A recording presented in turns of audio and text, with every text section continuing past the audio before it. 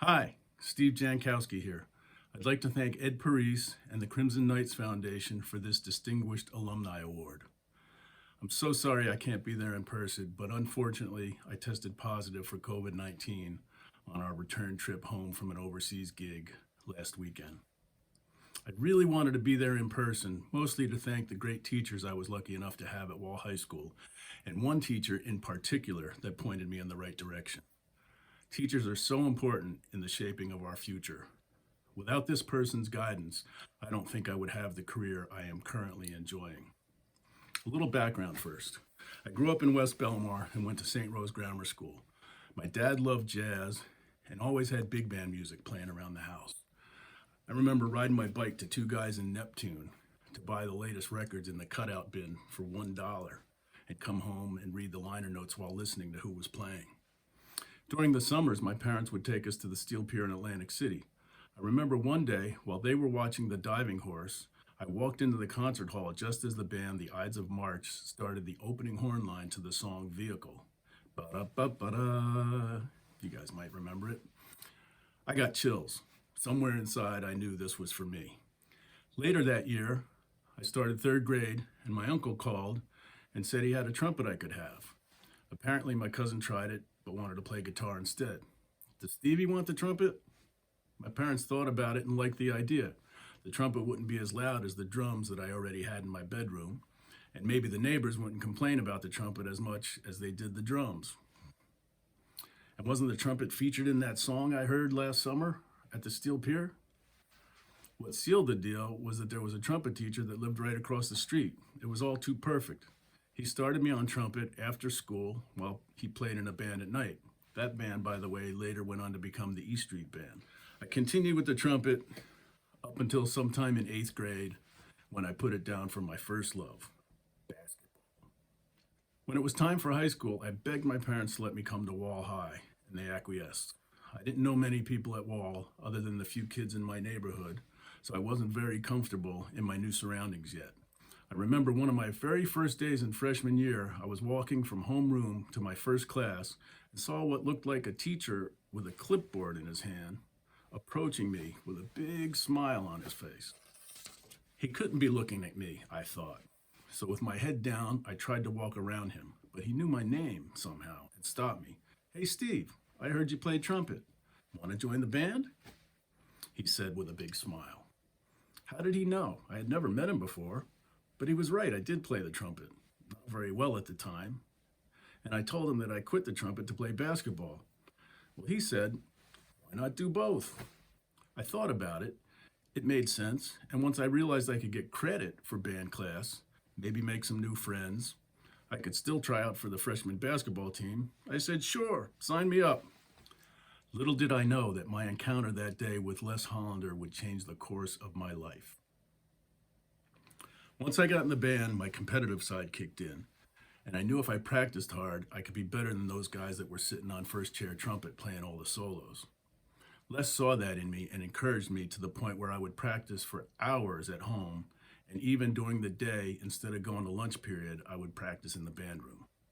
I think even one day before all-state band tryouts, he found me in the marching band uniform closet playing the audition piece. I remember him opening the door with that all-knowing smile on his face. During my high school years, Les encouraged me to try out for all the bands I could, and it paid off more than he or I could ever imagine at the time. He took us on field trips, too, to see and hear famous bands. Being a trumpet player himself, he showed me what I needed to learn to be the best I could be. He showed me how much time and dedication one had to put in to be good, let alone great, like the musicians that he took us to see and hear. In sophomore year, I made Region 2 band, Region 2 wind ensemble, and Region 2 jazz band, and hit it off there with a sax player we will call Tom from South River.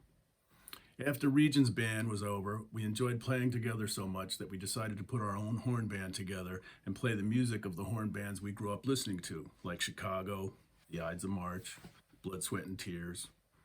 Little did I know that would all come in handy later in my life. We were the same age and both made all-state jazz band and all-state wind ensemble the following years. Now I was really getting a taste of what it was like to play with excellent musicians, and I really got hooked. I knew that's what I wanted to do. Now it comes time for college, there were big decisions to be made, and Les was also there for me with some great advice. As most moms would do, my mother wasn't sure music was actually a good career choice and wanted me to study something else instead or in addition to music. She even had me apply and take all the tests and physicals to get into West Point and Annapolis. I knew that wasn't the path for me, and Les helped us see that music schools were still an option with the possibility of a double major. Once Les realized I was very interested in audio recording, he found the perfect program for me at the University of Miami. They had a great double major in music and in engineering. It became the start of their recording engineering program, which is still going strong today. That worked for me since they had a great jazz department, and Mom agreed since there was an engineering major, so that's where I started college. Once I was in Miami, another great teacher happened into my life. He was a retired New York City trumpet player who played in all the best studios and orchestras, including the NBC Orchestra with Doc Severinsen. He semi-retired to Miami and took a teaching position at the school. After he saw and heard how hard I worked, he told me that there was nothing in Miami for me and that I needed to go to New York City. It was the proverbial, if you can make it there, you can make it anywhere. He knew with my competitive edge that I would encounter much better students in New York and I would get my butt kicked into shape there. So at the end of my sophomore year in Miami, I auditioned for the Manhattan School of Music and the Juilliard School of Music.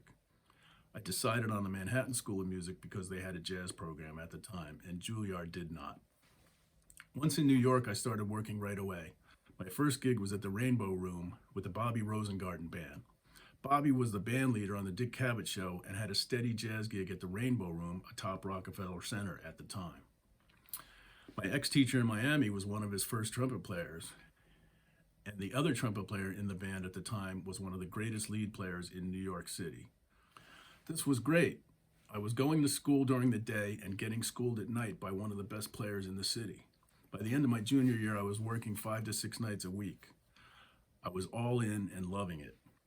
I'd stay in touch with Les on holidays and on weekends that I came home. Summers, I would tour Europe with Broadway shows. I was already working in New York City as much as anyone, and I didn't see the need to finish school, but Les persuaded me to stick it out and get the degree. Les to the rescue again. I worked and lived in Manhattan for about 8 years until I started going on the road with some of the famous bands that I grew up listening to. First, it was KC and the Sunshine Band. That was a 2-year world tour. I couldn't believe I was getting paid to see the world. I got to play in places like Australia, Malaysia, and China for the first time. Wow, this is great, I thought. By the end of that tour, I had saved up enough money to come back to the Jersey Shore and buy my first place. I had been all over the world, but I really loved calling Wall Township my home, so I came back. I figured I could fly anywhere I needed to out of Newark Airport or drive to New York City, which was just an hour drive away. Once back home, Tom, the sax player from South River, and I hooked up again in another band. Soon we were called to go on tour together, backing up a young comedian who was the first to sell out arenas across the country. Les may have told you this story, but it always keeps me humble, so I'll tell it again here. We played all the famous basketball arenas, starting at a sold-out Madison Square Garden where my favorite team, the Knicks, played, and we ended the tour at the Los Angeles Forum where the Lakers played. I really thought I had made it now. I was in heaven. But at the end of that gig at the LA Forum, I had to get on a plane, the red eye, so I could fly home, put on a Santa Claus suit, and be playing my horn in Bloomingdale's in New York City the next day. That one always keeps me humble to this day. No matter what stage I'm on, I remember that and stay humble. From that arena tour, Tom and I hooked up an endorsement with the LA Horns Company. In exchange for the horns they gave us to play, they would do advertisements and we would have to travel to the biggest trade show every January called the NAMM Show. That was in Anaheim, California every year. We would put on a concert one night of the show and also demonstrate the horns at the booth every day, 5 or 6 times a day. One day after my demonstration, I usually close my eyes when I play. I opened my eyes and I looked up and there was Lee Loughnane, the trumpet player from Chicago. watching me play. Wow. We talked for a while. I told him how much I appreciated what he's done for rock and roll horn playing and that I've been a big fan ever since high school. Little did I know that a year later, when he would unfortunately have a heart attack, he would remember me from that day and called me to ask him to sub for him while he was recovering. I had 48 hours to memorize a 2-hour show. It was a lot of work, but fortunately, I grew up listening to their music and had already known many of their songs from playing with my buddy, Tom from South River. That was the beginning of me subbing with Chicago, my favorite horn band from my youth. I subbed for Lee off and on since 1992, and that can be traced full circle back to Les Hollander encouraging me to practice hard enough to get in the All-State Band where I met Tom, the sax player from South River, and go on to get that horn endorsement where I met Lee from the band Chicago. I had 48 hours to memorize a 2-hour show. Fortunately, I grew up listening to their music and had already known many of their songs from playing with my buddy, Tom, the sax player from South River. That was the beginning of my subbing with Chicago, my favorite horn band from my youth. I've now subbed for Lee off and on since 1992, and we've become good friends. And that can be traced full circle back to Les Hollander encouraging me to practice hard enough to get into All-State Band, where I met Tom, the sax player from South River, and go on to get that horn endorsement where I met Lee from the band Chicago. Once I toured with Chicago in the summer of 1992, everyone in the horn world knew who I was, since that was one of the more coveted horn gigs. I was, and still am, only one of 3 trumpet players to ever play with arguably one of the most famous rock and roll horn bands of all time. At the NAMM show, I also met another sax player who we'll call Bill from Connecticut. He started to call me to sub with Nile Rodgers and Chic in 2004. Tom, the sax player from South River, moved to LA to play with Tower of Power, so I didn't feel like I was cheating on him with another sax player. If you don't know, Nile and Chic were famous for a few songs in the 1970s, like Good Times, La Freak, or better known as Aw, Freak Out.